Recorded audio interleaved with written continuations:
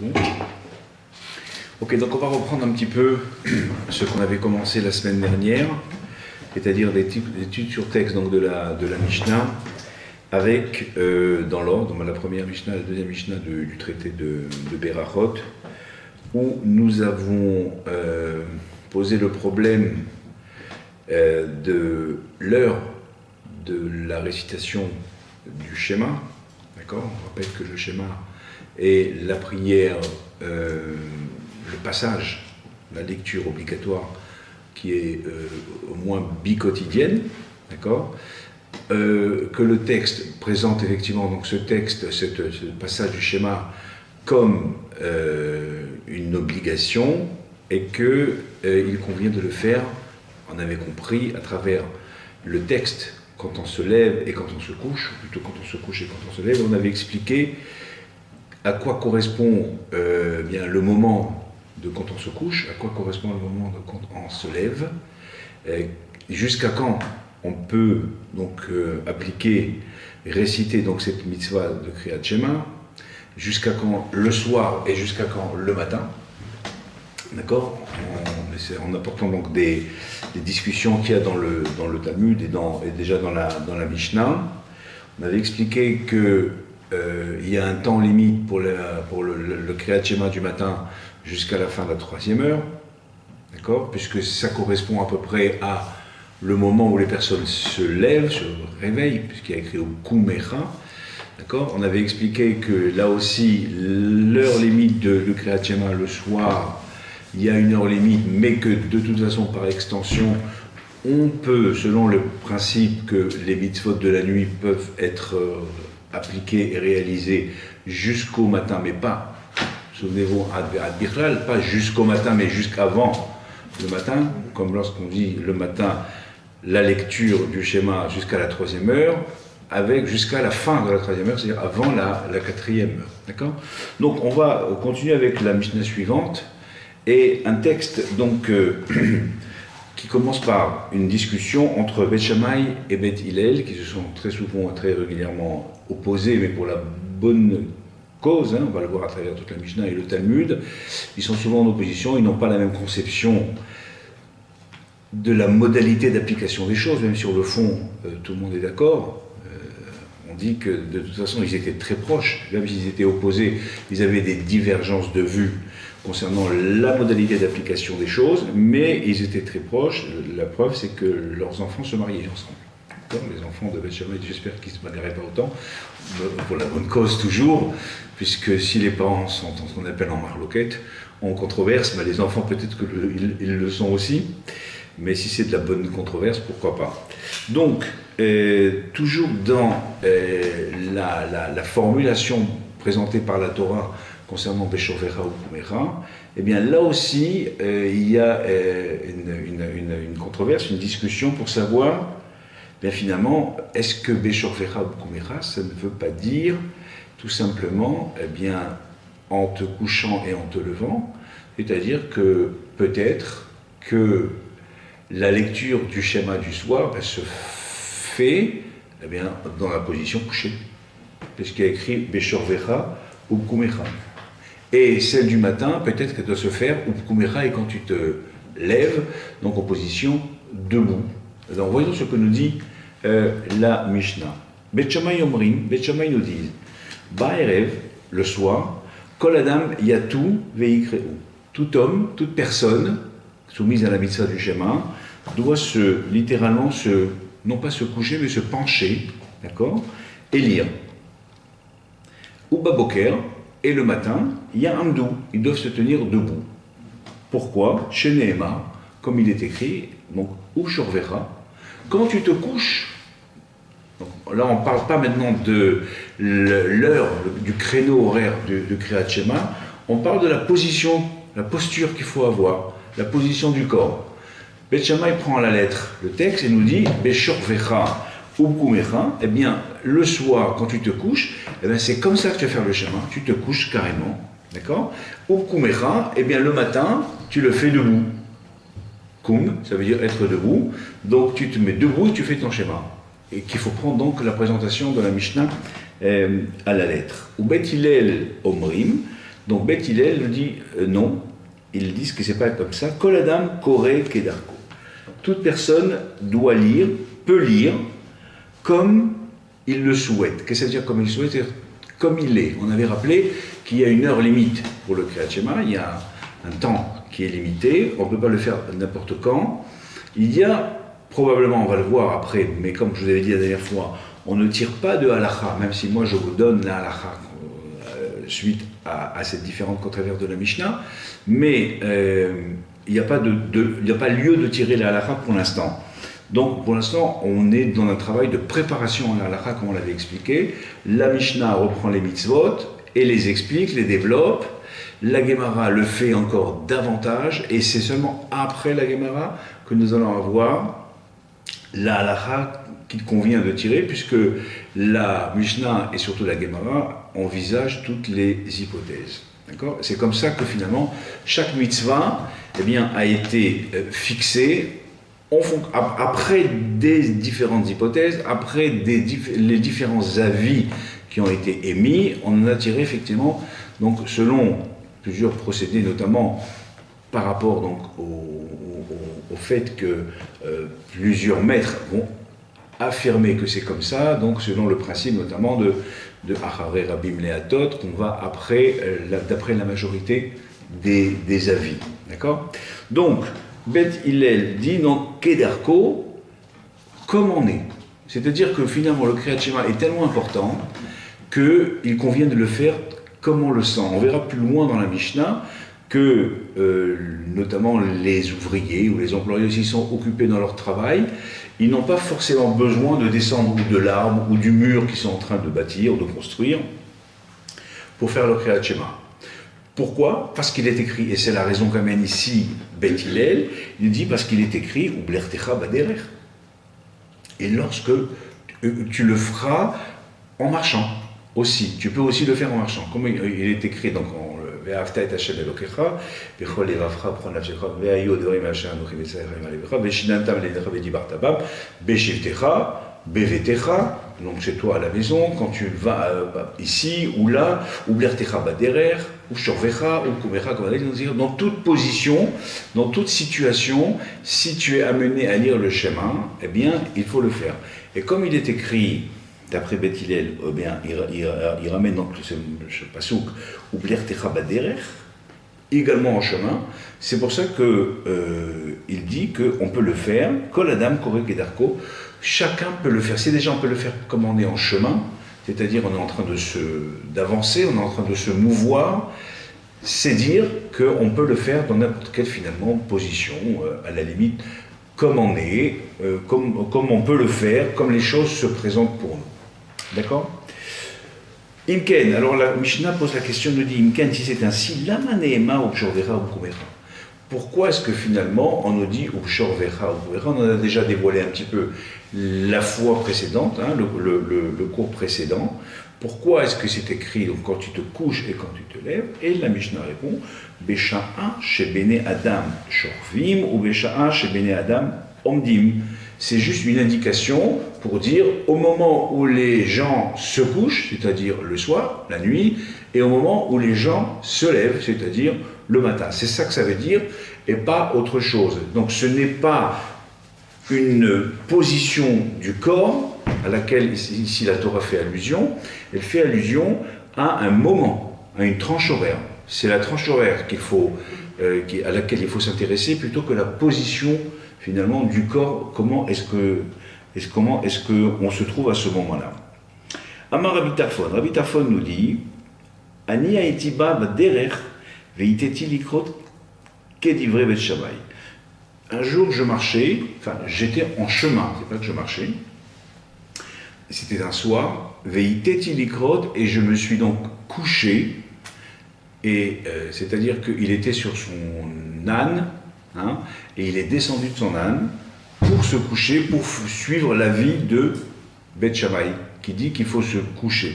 On verra tout à l'heure dans la halakha qu'on ne peut pas faire le Kriyat Shema véritablement couché. Le Kriyat Shema étant une prière très très importante, étant l'affirmation, la profession de foi, l'affirmation de l'unicité de Dieu, l'acceptation du jour divin et l'acceptation du jour des mitzvot, des commandements, on ne saurait le faire en position couchée. Et d'ailleurs, le Shulchan Aruch, la halacha, le dit dans l'Ilchot de Kriyat Shema, je vous donne un peu la halacha, on ne fait pas de prière couchée, complètement couchée, ni sur le dos, ni sur le ventre. Comme ça, c'est écrit, parce que c'est pas kavod. C'est pas un kavod, c'est comment j'affirme effectivement donc l'unicité de Dieu et j'active le jour divin, je suis couché complètement affalé. Alors bien sûr, quelqu'un qui est empêché, quelqu'un qui est malade, quelqu'un qui est fatigué, il le fait comme il le peut.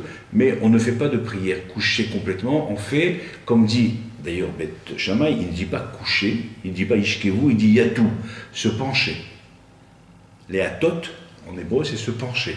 Donc on est penché comme si on était couché, mais en garde.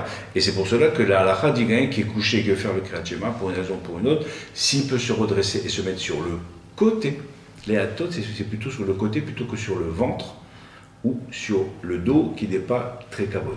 D'accord, ni sur le ventre, ni sur le dos.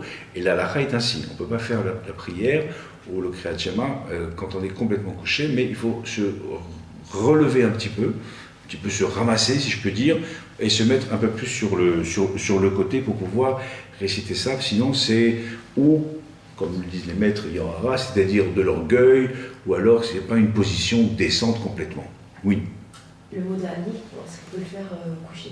Alors, le modéani, on peut le faire coucher, on peut le faire sans kippa, d'accord? On peut le faire sans Netilat Yadayim. Le modéani, c'est effectivement la première formule, la première phrase, on pourrait dire prière, qu'on récite lorsqu'on ouvre les yeux. D'accord? Mais comme il n'y a pas de bracha à l'intérieur, il n'y a pas de bénédiction, et puis, j'ai envie de dire, c'est la première réaction qu'on peut avoir en ayant ouvert les yeux, véritablement. Dès qu'une personne ouvre les yeux, dit « Modéani lefanera ». Donc, c'est pour ça qu'il n'y a pas besoin de Netilat Yadayim, alors qu'il y a besoin pour tout de Netilat Yadayim. Et c'est probablement pour cela que les maîtres et les compilateurs de la prière n'ont pas mis le nom de Dieu dans le modéani. Parce que c'est simple remerciement dans la plus simple expression à Dieu qui comprend, d'accord, et donc sans le nom de Dieu, sans Baruch Ata, et donc par conséquent, donc pas besoin de Netilat Yadayim, pas encore. Juste après, oui, mais juste pour se lever.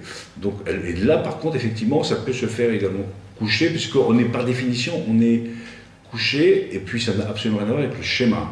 Dire modéani, c'est un simple remerciement, je sais pas, il n'est pas si simple que ça d'ailleurs, c'est très important de commencer sa journée, alors que le schéma Israël est la prière la plus importante qu'on puisse avoir dans sa journée, puisque, comme on l'avait rappelé, si on est empêché de prier, eh bien il faut au moins faire son schéma. Souvenez-vous, au moins faire son schéma, que ce soit le matin ou que ce soit le soir. On avait expliqué que le schéma n'a rien à voir avec la prière a priori. La prière est une chose, le schéma en est une autre, même si aujourd'hui, eh bien, et depuis longtemps, on a inclus le schéma dans le corpus de la prière. Mais, a priori, qui ne peut pas prier pour une raison ou pour une autre, bon, qu'il fasse son schéma avant leur limite. D'accord? Donc, je disais effectivement sur le côté, là, parce que c'est une véritable prière, c'est valable également pour la Hamida, quelqu'un qui est empêché. La Hamida, par définition, on est debout. D'accord? Hamida, ça veut dire la Hamot, c'est se tenir debout. Mais quelqu'un qui, malheureusement, ne peut pas se tenir debout, qui doit rester couché pour une raison ou pour une autre, eh bien, il fera sa Hamida couché. Mais, sur le côté. Toujours sur le côté, c'est parce que c'est pas kavod de faire un Hamida comme ça, c'est pas très beau. Donc, il faut quand même un minimum de tenue. Hein, un minimum de tenue. Donc, si quelqu'un qui, malheureusement, ne peut pas, il le fera comme il peut. Après, comme le dit d'ailleurs Beth Hillel, Kedarko, comme on peut, quelqu'un qui ne peut même pas se ramasser, qui ne peut même pas effectivement donc bouger davantage, parce qu'il en est véritablement empêché, ben, il fera dans la position où il est, bien sûr. Mais on parle là de quelqu'un qui a la possibilité donc, de le faire, donc il faut un minimum de tenue, il faut un minimum de posture pour la prière en général, et le schéma en particulier. Et donc Rabbi Tarfon nous dit qu'un jour, donc il était en chemin, c'était le soir, il a essayé d'appliquer la halakha comme Beth Shammai, et il dit Visikanti be'atzmi mipene alistim. Et donc en descendant donc, de son âne, on verra plus tard dans d'autres chapitres que est-ce qu'on peut faire la Hamida sur son âne. Autrefois on était sur son âne et il ne fallait pas trop, alors c'était la voiture, hein, d'accord, ou son cheval, mais c'était plus un âne, et si on ne peut pas laisser son âne et descendre faire la Hamida, parce que d'abord il risque de partir, il risque d'être volé, il risque d'être déchargé par des voleurs justement, d'accord, et donc si on n'a pas l'idée et la concentration requise de la prière, on ne peut pas prier, il ne vaut mieux pas, et donc il y a des discussions pour savoir si on peut faire la Hamida sur son âne, d'accord. À ce moment-là, on verra que oui, il faut se diriger vers Jérusalem, etc., toujours la même chose, on y reviendra sûrement.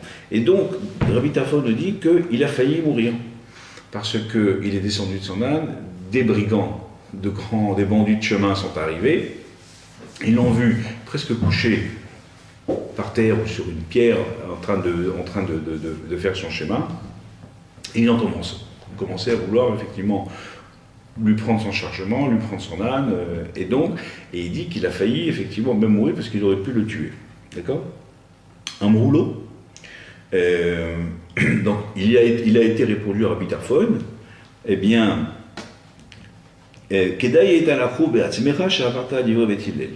tu aurais pu effectivement être responsable de ton sort. Si jamais tu avais été tué par ces brigands-là, tu aurais été responsable de ta mort parce que tu n'as pas appliqué la halakha, tu n'as pas appliqué la prescription de Beth Hillel qui dit qu'on le fait kedarko. C'est-à-dire que tu aurais dû faire ton Kriyat Shema, tu es tout à fait autorisé et tout à fait habilité à faire ton Kriyat Shema sur ton âne.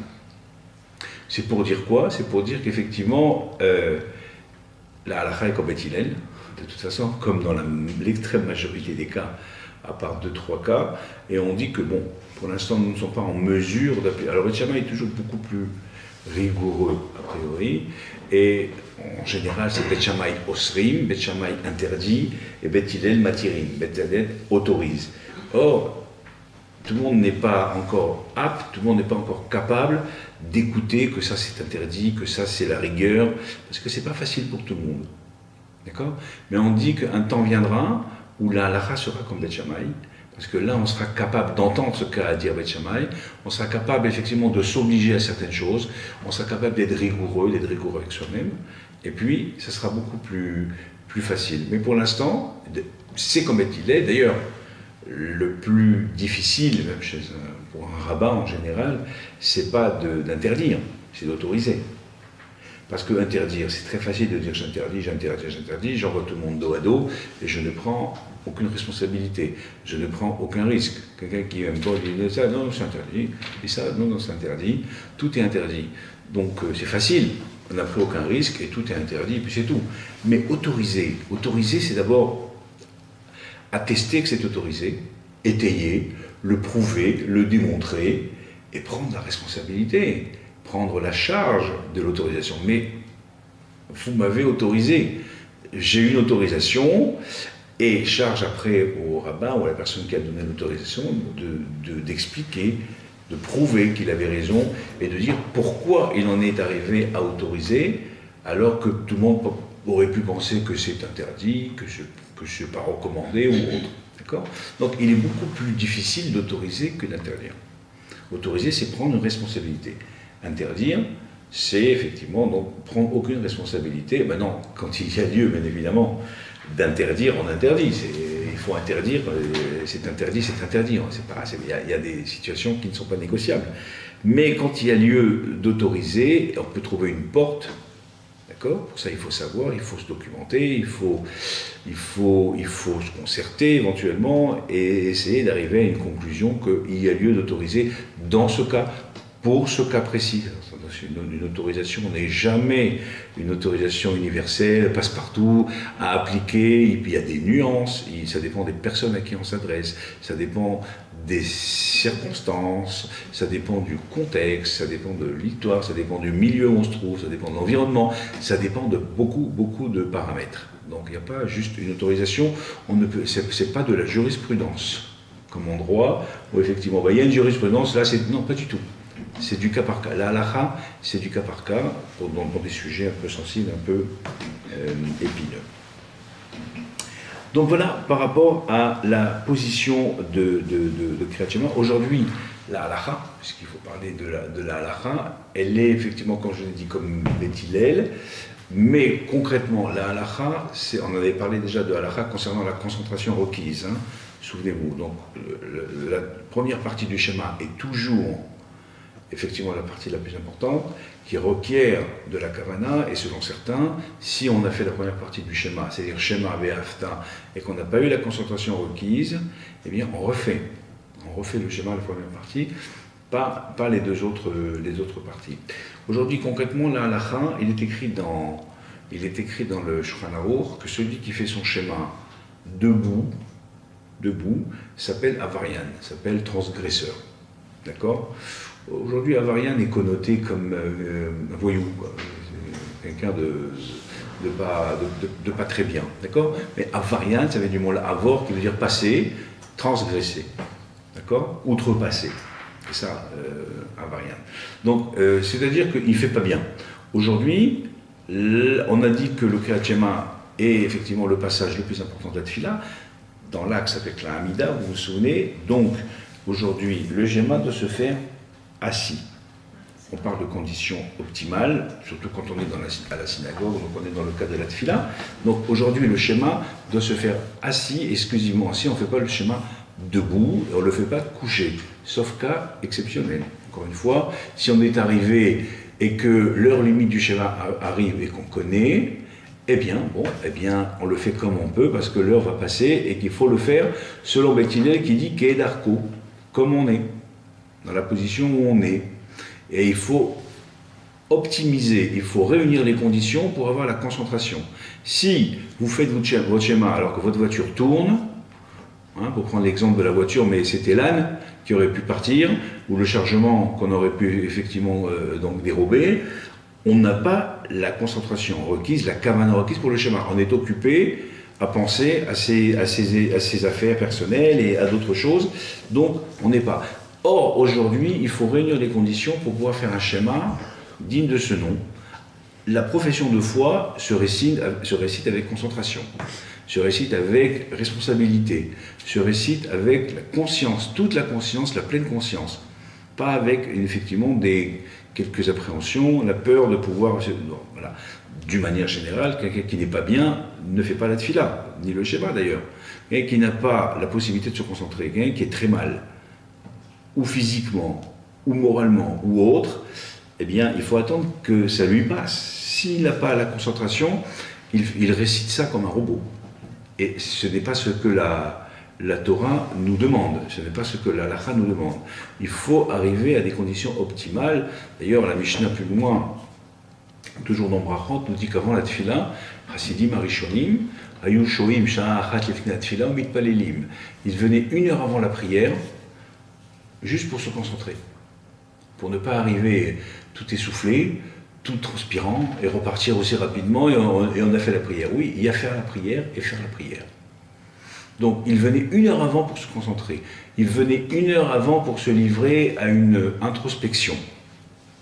Et après, ils étaient fin prêts à prier. C'est la même chose pour le schéma, en vérité. Le schéma, pourquoi est-ce qu'il intervient? On avait rappelé la semaine dernière qu'il intervient au moment de lever du soleil, parce que c'est effectivement la mitzvah, c'est à ce moment-là. Mais c'est également, il intervient au cœur de la tfila, parce que on s'est préparé depuis le début de la tfila, avec les différentes étapes, avec les différents Alléluia, avec les Hashem Melech, avec le Baruch She'amar, on construit quelque chose, de sorte à ce que lorsqu'on arrive au schéma, on a tous ces esprits, on est apaisé, on est reposé, on est rasséréné, on est tout ce qu'on veut, et on arrive fin prêt à réciter le schéma au bon moment. On est au cœur de la tefila, on est dans l'axe du schéma et de la Hamida, au bon moment, on a eu le temps de se poser, on n'est plus essoufflé si on est venu en courant, parce qu'on dit qu'il faut venir en courant à la synagogue, parce qu'il faut montrer notre empressement à rejoindre la synagogue, et il faut y aller à petits pas, un peu comme quand on monte au Sefer Torah. Quand on monte au Sefer Torah, on choisit le chemin le plus court, mais quand on quitte le Sefer Torah, la Teva, après la lecture, on choisit le chemin le plus long, parce qu'on est moins pressé de quitter la Teva, de quitter le Sefer Torah. Donc c'est la même chose, quand on arrive à la synagogue, on arrive, parce qu'il y a lieu d'abord, c'est une mitzvah d'arriver parmi les 10 premiers, c'est-à-dire ceux qui ont constitué le minyan, ceux à partir desquels la tfila peut se faire, c'est un zechut, c'est un mérite que d'arriver parmi ce qu'on appelle les Asara Rishonim, les 10 premiers, c'est-à-dire ceux qui sont le noyau du minyan. Les autres sont venus s'agréger, c'est bien, il faut, mais je me souviens quand on était jeune, on nous poussait quand j'étais à la yeshiva, on nous poussait à arriver parmi les 10 premiers, donc on dépêchait, on voulait arriver parmi les 10 premiers, c'est-à-dire nous-mêmes constituer le minyan. C'est-à-dire que sans nous, il n'y avait pas de minyan.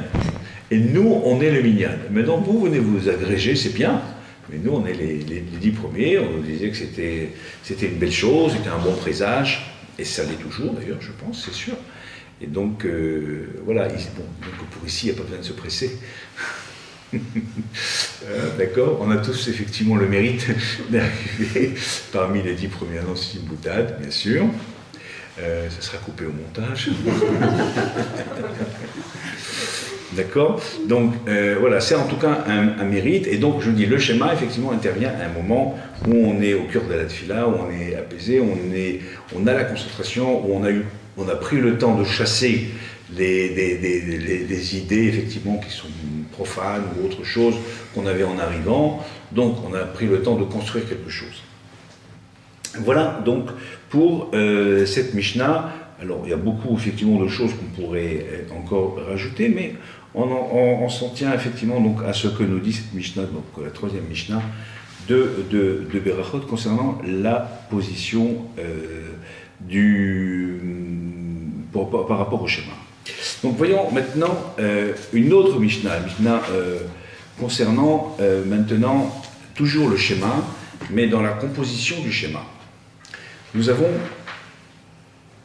avons un commandement de la Torah qui nous dit Le'ma'an tiskor et yom tzetecha meret Mitzrayim kol yemei chayecha.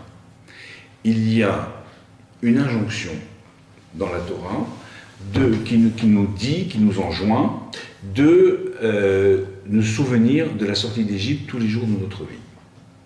Comme ça, c'est écrit. Alors, pourquoi ? Pour plusieurs raisons. Pourquoi on doit se souvenir de la sortie d'Égypte ? D'abord, il faut se souvenir que nous-mêmes, nous étions étrangers. Donc, ça nous permet également de traiter avec faveur tout celui qui est étranger. Nous avons dans le judaïsme le respect de l'étranger, et la Torah nous dit, vous respecterez, vous aimerez, la haftem et ta guerre, vous aimerez l'étranger, qui guéritem beret Mitzrayim. N'oubliez pas que vous-même vous étiez étranger, et que vous avez été traité comme vous avez été traité, mais vous avez été étranger, donc vous savez ce que c'est que avoir été étranger, être étranger, donc respecter l'étranger. C'est une chose. Une autre occurrence, se souvenir de la sortie d'Égypte, comme on le fait le Shabbat notamment, on le fait le Shabbat lors du Kiddush, on le fait dans les prières. Il y a plusieurs occasions où on dit Zecher Letiat Mitzrayim. La sortie d'Égypte, c'est en référence au début, on va dire, de la constitution du peuple d'Israël. Le peuple d'Israël a été créé, s'est créé plutôt dans l'adversité, en Égypte, d'accord ? La sortie d'Égypte, c'est également la possibilité de recevoir la Torah. La sortie d'Égypte, c'est également le fait de se remémorer que nous étions esclaves et que, esclaves d'un être humain, un esclave d'un être humain de chair et de sang est dispensé des mitzvot. Vous savez, le statut de ce qu'on appelle du Eved, il est dispensé des mitzvot, et qu'il vaut mieux être, comme le dit Dieu dans la Torah, eh bien, Avadaihem, vous êtes mes serviteurs maintenant, et non plus les serviteurs de Paro, non plus les serviteurs du Pharaon, qui est le serviteur, comme on l'a dit, est dispensé des mitzvot. Maintenant, vous allez me servir à moi, et vous allez cesser de servir un homme de chair et de sang.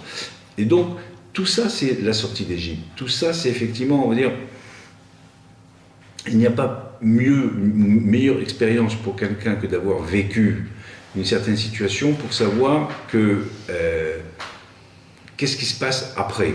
Un peu comme quelqu'un qui a été privé de liberté, tout simplement, parce qu'on parle de la sortie d'Égypte. Quelqu'un qui a été privé de liberté, c'est plus que quiconque ce que c'est que la liberté. Quelqu'un qui a été privé de liberté en prison ou autre, ou qui est otage, c'est ce que c'est que la liberté. Quelqu'un qui a été privé de la vue, c'est très bien ce que ça veut dire retrouver la vue, ou autre chose.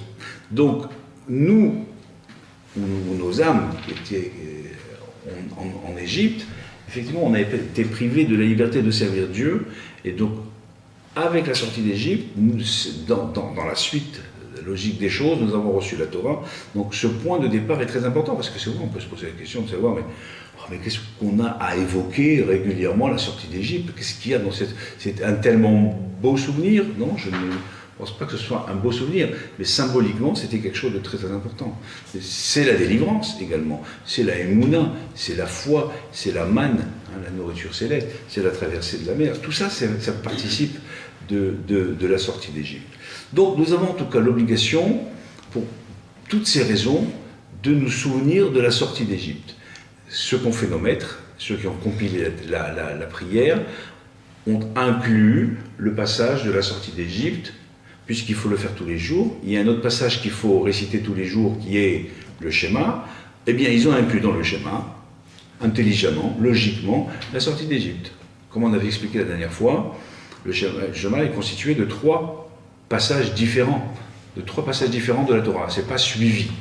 D'accord? Il y a un passage du schéma Ve'afta, un passage de Vayem Shamoua, et le passage de Vayomer avec les Titites et la sortie d'Égypte, qui est donc dans la paracha de Shlach Lecha.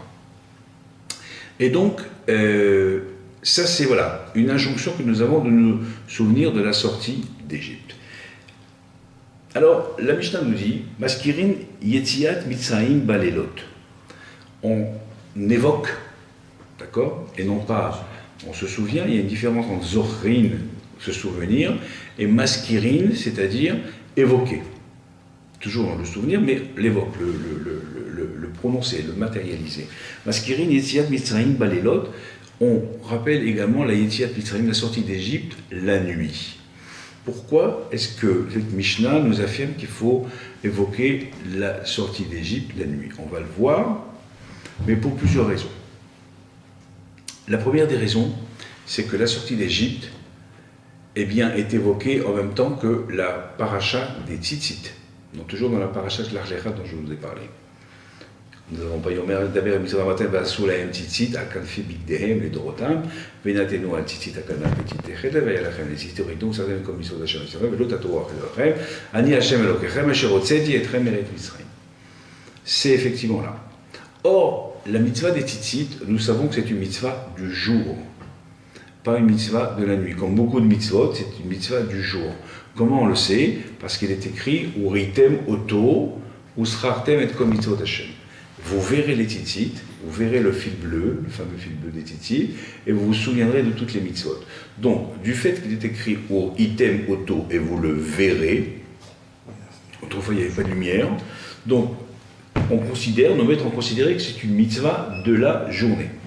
D'accord? Et donc, jusqu'aujourd'hui, il n'y a pas d'obligation de porter les tzitzit le soir. C'est une mitzvah du jour. Et donc, si c'est une mitzvah du jour, est-ce que oui ou non, puisque c'est dans la même paracha, dans le même passage, dans le même texte, est-ce que oui ou non faut-il rappeler la sortie d'Égypte également? Est-ce que lorsque la Torah nous dit vous évoquerez, vous vous souviendrez de la sortie d'Égypte tous les jours de votre vie, ça encore, et si là aussi on peut s'arrêter sur le terme tous les jours. Quand on dit tous les jours, c'est Yom Valaïla, comme on l'a vu dans Bereshit, Vayi Erev, Vayi Boker, et ce fut le soir, ce fut le matin, où c'est vraiment strictement le jour, c'est-à-dire quand il fait lumière, quand il fait jour. C'est une question également que nos maîtres se posent comme question. Donc, la Mishnah nous dit, on rappelle la sortie d'Égypte, Balelot également la nuit, c'est-à-dire malgré le fait que c'est inséré dans les tzitzit, mais il faut quand même rappeler Balelot, alors que nous avons deux raisons peut-être de ne pas le faire, parce qu'il y a écrit les Ma'am Tiskor et Yom, etc. Meret Israël, Kol Yemer Hayera, tous les jours de ta vie. Et si on interprète strictement jour et uniquement jour, ou alors c'est un cycle de la journée. Et deuxièmement, parce que c'est inséré dans la mitzvah, dans le commandement des tzitzit, qui est une mitzvah du jour. Ça, c'est admis par tous. Donc, Amar Rabbi Elazar ben Azariah. Rabbi Elazar ben Azariah dit Areani keven shevim shana velo zachiti shetehamer yitziat mitzrayim balelot. Je parais aujourd'hui, donc âgé de 70 ans, d'accord, peu importe Pourquoi il dit je parais alors? Parce qu'il n'avait pas, il avait été nommé Nassi, il a été nommé prince, chef, alors qu'il était très très jeune et que bon, bah, il avait l'air très jeune et puis il y a eu un miracle qui a fait que ses cheveux étaient devenus blancs, enfin, pour avoir un peu plus de sérieux, enfin peu importe en tout cas. Et en tout cas, je n'ai pas réussi à faire imposer, ou selon les avis, à comprendre qu'il fallait que la sortie d'Égypte soit évoquée également la nuit. Bon, d'accord? Vélo Zachiti, je n'ai pas donc pu le faire imposer. Ad Shederacha Benzoma, jusqu'à ce que Benzoma est venu l'enseigner, est venu le prouver et est venu l'attester. Chez Neymar, comme il est écrit, les Ma'an, Tiskor et Yom, etc., Meret, Mitzraim, Kol, Yemechayacha, il est écrit dans Devarim, au chapitre 16, afin que tu te souviennes de la sortie d'Égypte tous les jours de ta vie. Alors, comment il faut comprendre cela? Si c'est tous les jours de ta vie, donc est-ce que c'est jour et nuit, auquel cas, effectivement, donc il faut le réciter et laisser tel quel le texte, même s'il faut réciter la mitzvah des tzitzit, d'accord? Puisque nous n'avons aucune raison finalement de réciter la mitzvah des tzitzit la nuit si on ne pratique pas la mitzvah des tzitzit la nuit. Ça ne sert à rien. On réciterait éventuellement dans les schémas du jour le passage des tzitzit et dans le schéma de la nuit, on enlèverait le passage des tzitzit, on ne retiendrait que la sortie d'Égypte ou pas. C'est toute la question. Et donc la Mishnah nous dit, en vérité, voilà comment il faut interpréter le pasouk, donc afin que tu te souviennes tous les jours de ta vie, donc de la sortie d'Égypte. La Mishnah nous dit Yemeh Hayecha Hayamim. Lorsque la Torah nous dit Yemeh Hayecha, les jours de ta vie, c'est effectivement le jour, d'accord? Mais dans le texte, il n'y a pas écrit les jours de ta vie. Il y a écrit tous les jours de ta vie. Alors ça, c'est de la pure interprétation Mishnah et Gemara.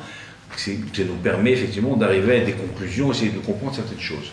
Pourquoi parler de Kol, la particule Kol Yemeh Hayecha, tous les jours de ta vie? Est-ce que si on avait dit les jours de ta vie, ça ne suffit pas? On sait que c'est tous les jours de ta vie, les jours de ta vie. Tant que tu es en vie, ce sont des jours que tu as. Donc pourquoi rajouter Kol? Et donc la Mishnah nous dit Kol Yemeh Hayecha Halelot. Si la Torah a dit Kol Yemeh Hayecha, c'est qu'il faut inclure tout le cycle de la journée, tout le cycle journalier, c'est-à-dire jour et nuit, c'est-à-dire les 24 heures. C'est ça qu'on a besoin. Sinon, il n'y aurait pas eu besoin de mettre Kol. Kol, ça veut dire que c'est entier, tout le cycle. Sinon, on aurait dit Yemeh Hayecha, le jour, et on s'arrête au moment où il fait jour. Mais comme il y a écrit Kol Yemeh Hayecha, tous les jours de ta vie, eh bien, on est obligé d'inclure également la nuit. Donc, on lit le Kriyat Shema également la nuit, et c'est comme ça qu'il faut le comprendre de la Torah. D'accord? Chachamim, eux, nos sages donnent une autre interprétation de ce Kol Yemeh Hayecha.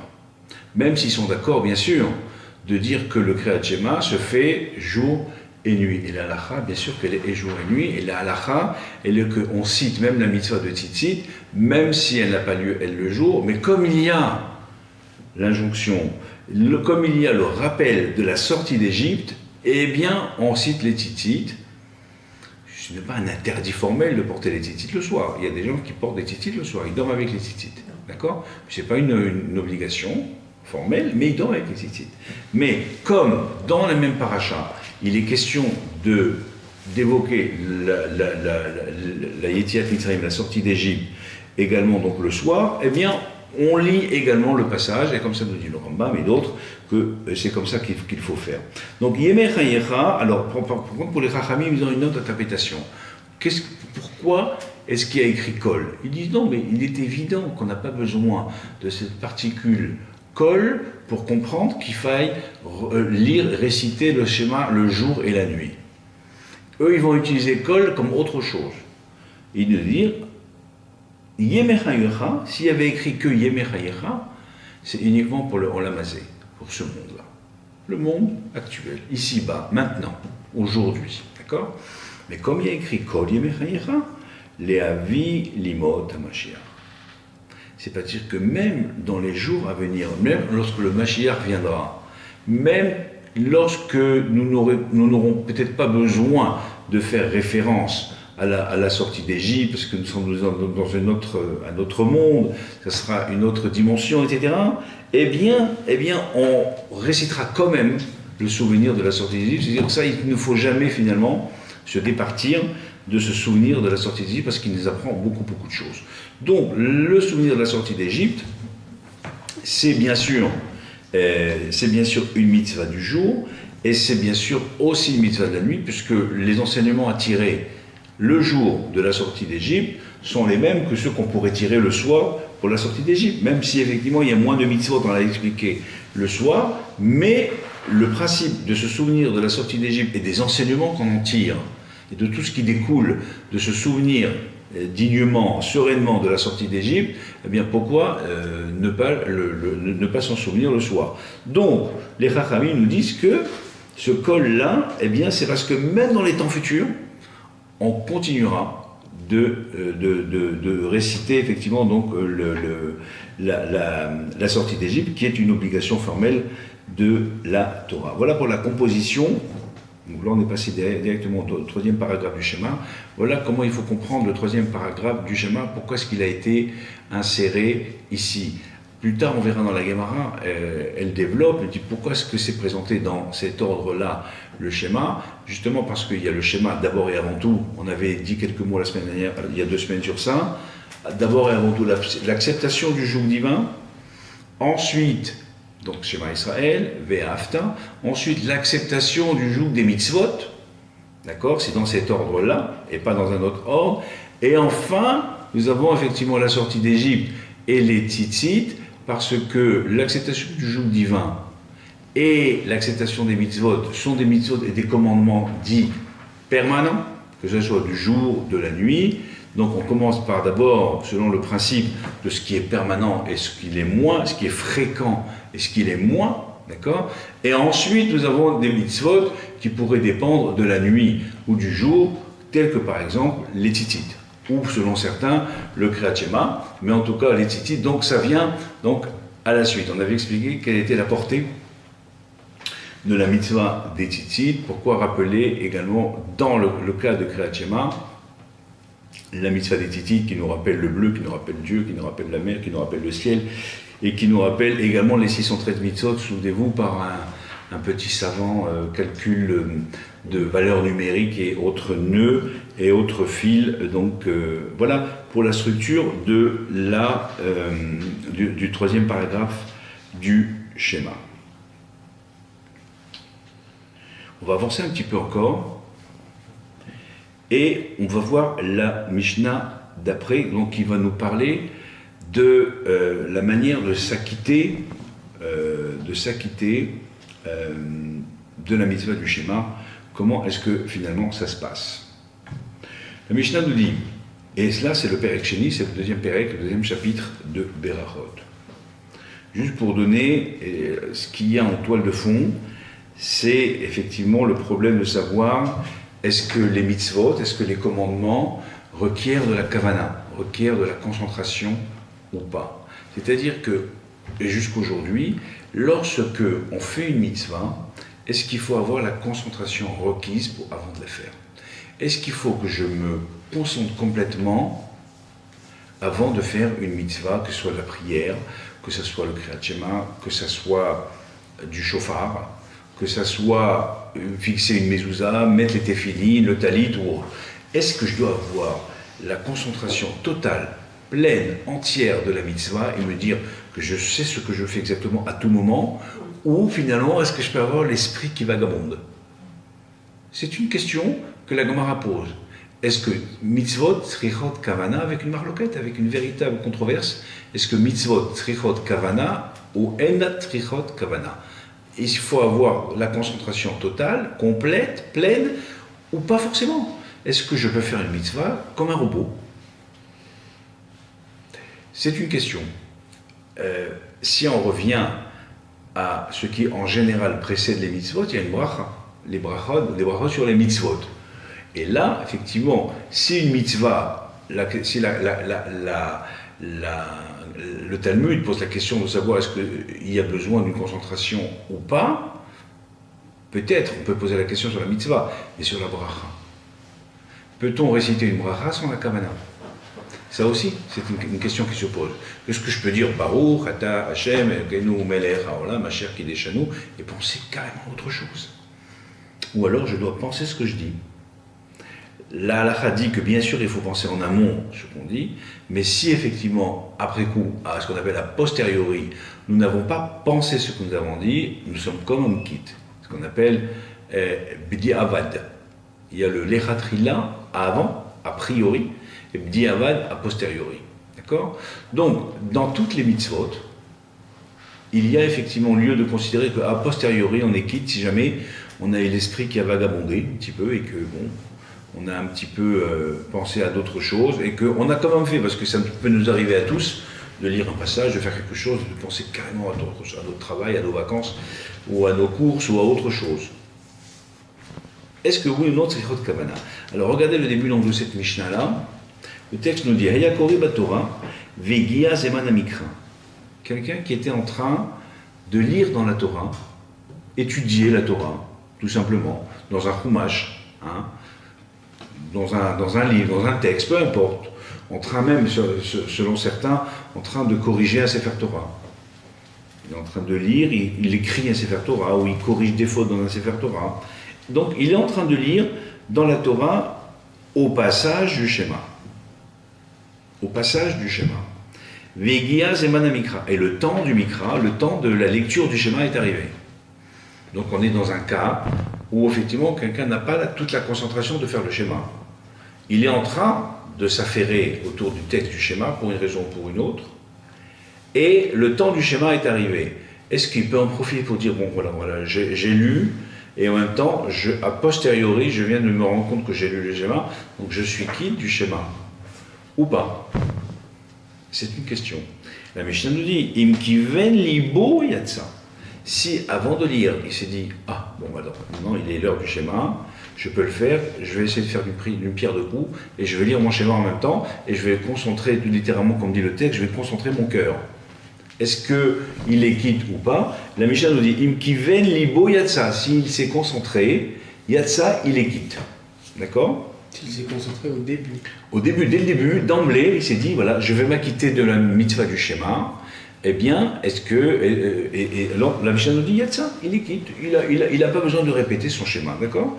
Ve'imla, mais s'il n'avait aucune intention de se rendre quitte du schéma, le Yatsa, il n'est pas quitte. Il faudrait qu'il refasse son schéma, en fait. Il n'est pas quitte du schéma, parce que, bon, bah, c'est pas comme ça que ça se passe, et c'est pas comme ça, à la légère, et après coup, qu'on affirme l'unicité de Dieu, qu'on accepte le joug divin, qu'on accepte le joug des mitzvot, ça ne se fait pas comme ça en sifflotant. Il doit y avoir la concentration requise et nécessaire. Et donc à partir de là, c'est tout le débat pour essayer de savoir est-ce que, oui ou non, alors je vous avais dit la dernière fois que pour toutes les mitzvot, si on les a faites comme ça, même en se posant la question de savoir est-ce que, oui ou non, on a eu la concentration, même si on a un doute, on dit que le doute va nous profiter, si on peut dire, il n'y a pas besoin de reprendre son texte, de reprendre la mitzvah qu'on est en train de réaliser, on dit dans le doute je refais. Non, parce que nous avons un grand principe qui est Safek Brachot, Léakel. Lorsque nous avons un Safek Brachot, un doute, est-ce qu'on a fait la bracha ou on n'a pas fait la bracha, il vaut mieux ne pas faire. Souvenez-vous, le principe de Shev Ve'alta Aseh, reste assis et ne fais pas. Dans le doute, abstiens-toi. D'accord? Ça c'est valable tout le temps. J'ai un doute si j'ai fait, j'ai pas fait. S'il y a des brachot, on ne peut pas. Parce qu'il est écrit dans les 10 commandements, Lotissa et Shem Hashem Elokecha Lashav. Tu ne prononceras pas le nom de Dieu en vain. Or, une bracha récitée en vain, c'est réciter le nom de Dieu en vain. Prononcer le nom de Dieu en vain, et il ne faut pas. Donc, a posteriori, on prend. Mais, reste le problème du schéma, comme on l'a dit. Comme c'est la base de la base, c'est le béaba, c'est le début, c'est le fondement, c'est le socle, c'est le pivot. Est-ce que oui ou non, on peut prendre ça à la légère, dire, oh, je ne sais plus si j'ai eu la concentration, est-ce que tu es en train de dire, est-ce que tu peux dire, j'affirme haut et fort l'unicité de Dieu, et penser à ce que tu vas faire comme course, ou ce que tu as fait comme course hier, avant-hier, ou demain, ou ce soir. Donc, ce n'est pas possible. C'est ou ça, ou ça. Et c'est pour cela qu'on dit qu'au moins dans sa première partie, on reprendra le schéma. Maintenant, il est facile de le dire, puisque de toute façon, on ne peut pas considérer qu'il y a ici une bracha, puisqu'il n'y a pas de bracha dans le schéma. Attention, il y a des brachot avant le schéma et après le schéma. Mais dans le schéma même, c'est ça qu'il convient de reprendre, il n'y a pas besoin de reprendre les brachot. D'accord? Non. On peut reprendre le schéma, c'est beaucoup plus aisé de le faire, alors que nous ne sommes pas en train de prononcer donc une bénédiction en vain. D'accord? Donc, là, d'ici, et la halakha est comme ça, normalement, si on est sûr de ne pas avoir eu la concentration nécessaire, on refait le schéma dans la première partie. Si on a un doute, on pense qu'on a eu, mais pas trop, puis on a eu peut-être une absence ou pas, c'est pas la peine de reprendre, mais voilà, c'est en tout cas le passage important qu'il convient de toute façon de réciter avec la concentration au Christ. Il ne faut pas oublier que c'est là tout le judaïsme. Nous sommes juifs qu'à travers la lecture du schéma que nous faisons le matin et le soir. Alors, je ne dis pas que celui qui ne lit pas le schéma le matin et le soir n'est pas juif. Je dis simplement que c'est la profession de foi. C'est celle-là. S'il n'y en avait qu'une, c'est celle-là. S'il n'y avait pas de prière, s'il n'y avait rien d'autre, c'est celle-là, c'est le Kriyat Shema qui a son caractère obligatoire. Voilà, on va s'arrêter là, donc au milieu de la Mishnah. On reprendra donc la prochaine fois, on essaiera de varier un petit peu les textes, on va peut-être faire autre chose que de la Mishnah. Comme je vous avais dit, la loi orale, il y a beaucoup de choses, on peut faire de la halakha, faire un texte de Gemara, développer un petit peu donc les textes de Mishnah qu'on a déjà vus, on peut faire de la pensée juive également, voilà. Il y a tout un programme encore devant nous. Voilà, merci beaucoup. Merci.